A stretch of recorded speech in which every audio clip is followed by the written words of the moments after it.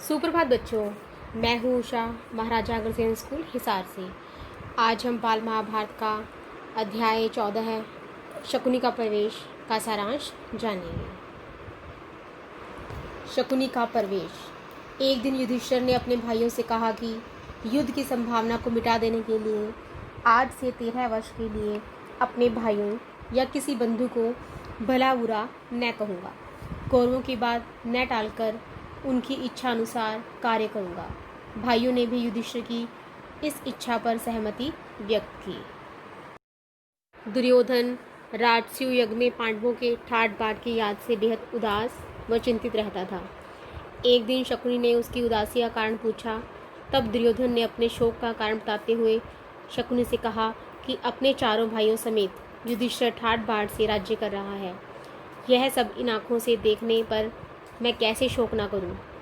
मेरा तो अब जीना ही व्यर्थ है। शकुनी ने उसे समझाया कि उसे पांडवों के सौभाग्य पर जलना नहीं चाहिए, क्योंकि उसे भी कोई कमी नहीं है। उसके साथ भीष्म, कृपाचार्य, द्रोण, अश्वत्थामा, जयद्रथ, सोमदत्त और मुझ जैसे वीर हैं, जिनकी सहायता से वह संसार पर भी विजय प्राप्त कर सकता है। यह सुनकर दुर्योधन इंद्रप्रस्थ पर चढ़ाई करने की बात कहता है। इस पर शकुनी ने कहा कि मेरे पास एक ऐसा उपाय है कि बिना लड़ाई के ही युधिष्ठिर पर विजय प्राप्त की जा सकती है। शकुनी ने उसे बताया कि युधिष्ठिर को चौसर के खेल का बड़ा शौक है, पर उसे खेलना नहीं आता। हम उसे चौसर खेलने के लिए न्योता दें तो युधिष्ठिर अवश्य मान जाएगा।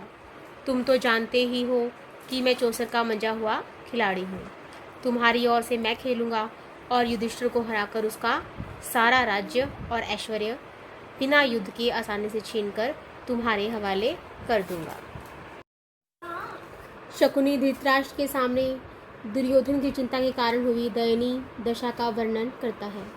धृतराष्ट्र चिंतित होकर इसका समाधान पूछते हैं। शकुनी धृतराष्ट्र को चौसर खेलने के लिए पांडवों को बुलाने के लिए कहता है।